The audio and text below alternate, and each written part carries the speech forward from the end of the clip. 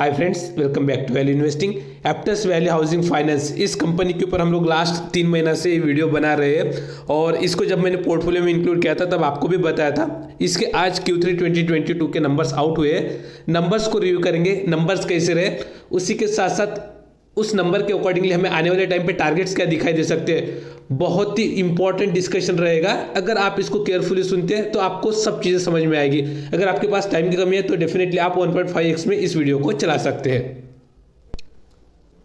जो numbers review करने वाले हैं वो कंसोलिडेटेड ही है और ये जो फिगर्स है ये इन लैक्स में रखे हुए अदर देन ईपीएस, तो इसको हम लोग करोड़ में कन्वर्ट करके देखेंगे। तो सबसे पहले बहुत ब्रीफली मैं आपको इसको एक्सप्लेन करूंगा सो दैट आपको अच्छी खासी क्लैरिटी आ जाएगी। सबसे पहले अगर आप यहाँ पे टोटल इनकम देखेंगे तो 216 करोड़ का रहा है। लास्ट क्वार्टर में देखें तो ये 203 करोड़ का रहा था। क्वार्टर ऑन क्वार्टर बेसिस पे माइनर सा जंप है, ईयर ऑन ईयर बेसिस पे देखें तो अच्छा खासा जंप यहाँ पे हमें दिखाई देगा। अगर आप एक्सपेंसेस देखेंगे इनके 85 करोड़ के compare to the last quarter, ये इनके वाले जो एक्सपेंसेस है वो कम हुए, यानी रिवेन्यू में लास्ट क्वार्टर के कंपैरिजन में जंप है और जो एक्सपेंसेस है उसमें कम है, यानी डेफिनेटली हमें लास्ट क्वार्टर के कंपैरिजन में यहाँ पे अच्छा खासा प्रॉफिट दिखाई देगा। लास्ट ईयर के अगर क्वार्टर के कंपैरिजन में देखें तो स्लाइट अमाउंट में यहाँ पे जो एक्सपेंसेस है वो बढ़ते हुए दिखाई दे रहे हैं। अभी हम लोग अगर प्रॉफिट की बात करें, ठीक है, तो इस पर्टिकुलर क्वार्टर में दिखाई देगा 101 करोड़ का, लास्ट क्वार्टर में 85 करोड़ का और लास्ट ईयर के क्वार्टर में ये था 68 करोड़ का।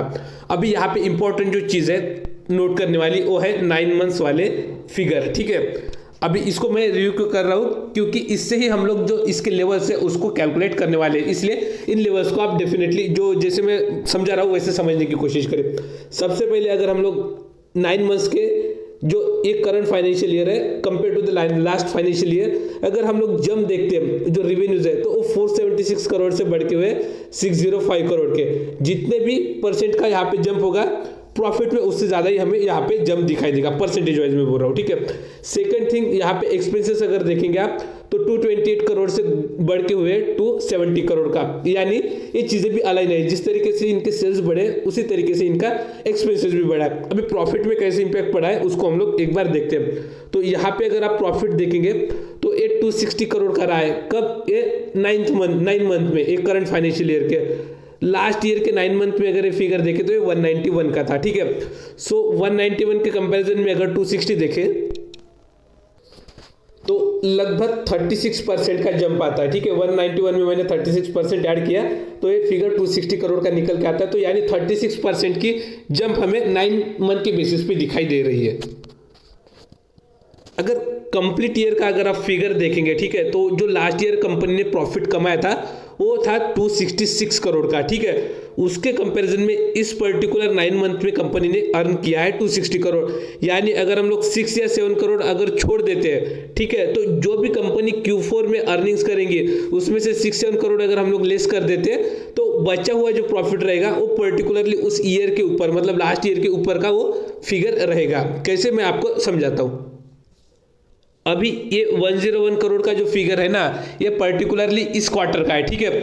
अभी हम लोग कंसिडर करें कि वाई बेसिस पे अच्छा खासा ग्रोथ अगर कंपनी दिखाती है, क्योंकि 9 मंथ्स में 38% का अगर ये ग्रोथ दिखा रही है, अगर मैं 101 का भी अगर 30% ग्रोथ निकालूँ, अभी 38 नहीं निकाल रहा हूँ मैं, 30%, तो ये लगभग निकल के आएगा 32 करोड़ के आसपास, 31-32 करोड़ के आसपास। यानी ये वाला जो फिगर है 132 करोड़ आएगा और यहाँ पे जो मैंने बोला था 7 करोड़ एक्स्ट्रा आएगा, तो 7 करोड़ अगर इसमें से अगर हम लोग निकाल देते तो वो फिगर आएगा 125 करोड़ का।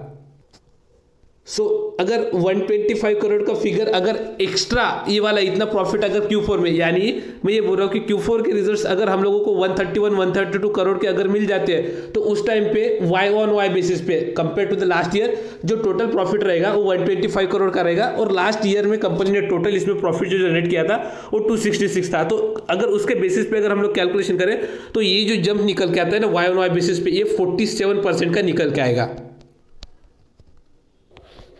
तो ऐसा होता है तो हम लोगों को लेवल्स क्या दिखाई दे सकते हैं। तो यहाँ पे अगर आप देखते हैं मतलब 9 मंथ्स का फिगर, तो ये ईपीएस दिखाई दे रहा है 5.33, ठीक है, और पर्टिकुलरली इस क्वार्टर का जो है वो 2 का है।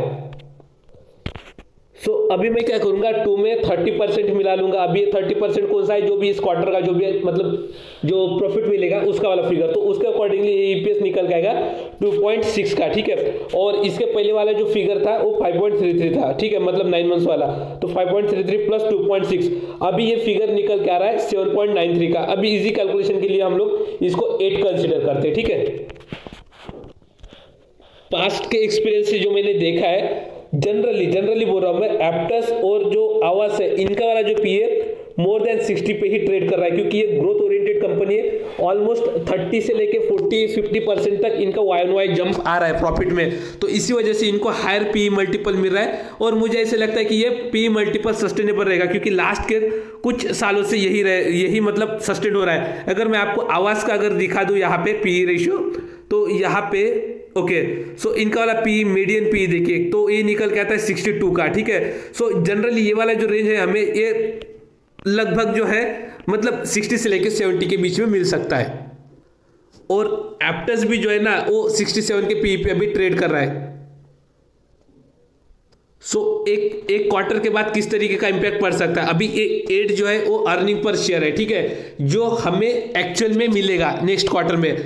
अभी इसके अगेंस्ट में अगर कोई कंसिडर करता है कि इसका जो पी मल्टीपल है वो 60 रहना चाहिए, ठीक है, तो उसके अगेंस्ट में ये लेवल निकल के आता है 480 रुपीज का। और सीएम पे आप देखेंगे इसका तो 361 का है, यानी यहां से ह्यूज अपसाइड यहां पे हमें आने वाले टाइम पे दिखाई दे सकती है। अभी तो मैं बात नहीं कर रहा हूं कि 65 या 70 का पी का, ठीक है, 60 जो कि इसका वाला मेंटेन हो सकता है ऐसे मुझे लग रहा है, तो मैंने उसी की बात की है। तो उसके अकॉर्डिंगली ही मुझे अभी के लेवल पे 480 का प्राइस दिखाई दे रहा है, ठीक है। अभी यहाँ पे मीडियन पी जो दिखाई दे रहा है वो थोड़ा सा गलत है कैलकुलेशन वगैरह, क्योंकि जो इनका वाला ईपीएस है ना वो लोग एक्चुअली ये वाला कंसिडर कर रहे हैं। जो स्टॉक स्प्लिट हो मतलब जो एडजस्टेड वाला ईपीएस रहेगा ना जब ये लिस्ट हुआ था, तो उसके अकॉर्डिंगली रहना चाहिए। तो इन्होंने कुछ गलत ईपीएस पकड़ लिया है, तो आपको जो है ना सॉरी ये पी मल्टीपल, सो आपको ये बिल्कुल ध्यान नहीं देना है 12.1 है करके। तो ये कंपनी जब से लिस्ट हुआ है तब से मुझे जहां तक पता है ये मोर देन 60, 65, 70, 72 तक भी चला गया था। तो यहाँ पे अगर हम लोग रेंज अगर थोड़ा सा चेंज करते हैं, मतलब 60 की जगह अगर आप मान लेते 65 हो जाता है या फिर 70 हो जाता है, तो उस टाइम पे आपके अकॉर्डिंगली यहाँ पे अलग अलग लेवल्स दिखाई दे सकते हैं। मैं अभी के लिए एटलीस्ट जो पकड़ रहा हूँ नेक्स्ट 6 मंथ में, तो ये 8 का ईपीएस तो पकड़ ही रहा हूँ और साथ ही में 60 का वैल्यूएशन, सो ये 480 का लेवल पकड़ रहा हूँ। और 480 से अगर हम लोग अभी के प्राइस को निकाल दे 360 और इसको 360 से डिवाइड कर दे, तो अभी के लेवल से भी यहाँ से मुझे 33%, 35% का अपसाइड मोमेंटम यहाँ पे दिखाई दे रहा है। आवास के ये नंबर्स जो है ये आवास के अभी, ठीक है, मैं जो दिखा रहा हूँ, तो आवास फाइनेंशियल्स ने जो भी मतलब अभी तक रिजल्ट्स दिखाए, तो उसमें आप देख सकते हैं net profit year on year basis पे अच्छे तरीके से जंप हुआ है। इनका जो मैक्सिमम प्रॉफिट है, ठीक है, जो इस साल में जनरेट हुआ है वो लगभग निकल के आता है 325 करोड़ का, ठीक है, 325 करोड़ का। और एप्टस का अगर आप देखते हैं तो इन तीनों क्वार्टर की जो Q1, Q2, Q3 है, इसकी अगर आप सम करते हैं तो यहाँ पे ये फिगर निकल के आता है 260 करोड़ का, ठीक है। अभी Q4 का अर्निंग जैसे ही ऐड होगा, ठीक है, तो Q4 के अर्निंग के बाद मुझे ऐसे लगता है कि ये ऑलरेडी दिसंबर में इन्होंने 100 करोड़ का प्रॉफिट दिखा है। आने वाले टाइम पे 120, 130 भी अगर दिखाता है तो 160 प्लस 120 अगर आप देखें तो ये वाला 380 करोड़ का प्रॉफिट हो जाता है। तो ये लगभग अगर आप आवास फाइनेंशियल्स का फिगर देखें तो ये 325 करोड़ का जो है इनको ये बीट कर देंगे या फिर इनके क्लोज में रहेंगे, ठीक है। यानी जो कंपनी अभी लिस्ट हुई है और आवास फाइनेंशियल जैसा परफॉर्मेंस अगर हमें रिसेंट टाइम में दिखाती है, तो उस टाइम पे आप सोच सकते हैं कि किस तरीके का अपसाइड मोमेंटम यहाँ पे आने वाले टाइम पे हमें दिखाई पड़ सकता है। तो स्टॉक के ऊपर एकदम भी बुलिश नहीं होना है और एकदम मतलब ये भी नहीं सोचना है कि ये कुछ बना के नहीं देगा, अभी लिस्ट हुआ है। आपका ओपिनियन जो है वो दोनों साइड में रहना चाहिए कि ठीक है कंपनी वगैरह अच्छा लग रहा है, कंपनी ग्रोथ वगैरह अच्छा दिखा रहा है, इसमें हम लोग ठीक है 3%, 4% का पोर्टफोलियो का वेटेज दे सकते हैं और कंटिन्यू कर सकते हैं, क्योंकि ऑलरेडी इसमें मतलब जो फाइनेंस वाला सेक्टर है, ठीक है, उसमें टॉप प्रायोरिटी पे बजाज फाइनेंस हो गया, उसके साथ साथ मुथूट फाइनेंस हो गया, उसके साथ बैंक्स वगैरह आ सकते हैं, उसके साथ साथ अभी एप्टस, आवास, ऐसी कई सारी कंपनियां हैं। तो इसमें भी फाइनेंस सेक्टर में भी आपका एक्सपोजर बहुत ज़्यादा नहीं होना चाहिए, हार्डली 20 से लेकर 25% का आप वेटेज जो है फाइनेंस सेक्टर को दे सकते हैं। चाहे तो कोई 30 तक जा सकता है, बट 20-25 मेरे अकॉर्डिंगली सही फिगर रहेगा। तो उसके अकॉर्डिंगली अगर आपका पोर्टफोलियो में अगर जगह है तो एप्टस को आप जगह दे सकते हैं, नहीं तो आप नहीं दे सकते, डिसीजन आपका रहेगा। मेरे अकॉर्डिंगली कंपनी अच्छा है, आगे में भी आने वाले टाइम पे अच्छा परफॉर्म कर सकता है। कुछ अगर प्लस माइनस रहेगा तो मैं आपको टाइम टू टाइम बता दूंगा। मेरे भी पोर्टफोलियो का स्टॉक है, मैं जनरली इसको ट्रैक करते रहता हूँ, तो क्वाइट आप मेरे पे भरोसा कर सकते हैं और उसके अकॉर्डिंगली चाहे तो आप माइनर सा स्टेक इसमें ले सकते हैं, बहुत ज्यादा आपको स्टेक नहीं लेना है। आई होप ये वीडियो आपको अच्छा लगा होगा। अगर अच्छा लगा है तो वीडियो को लाइक करिए और इस चैनल को सब्सक्राइब करिए। Thanks for watching this video.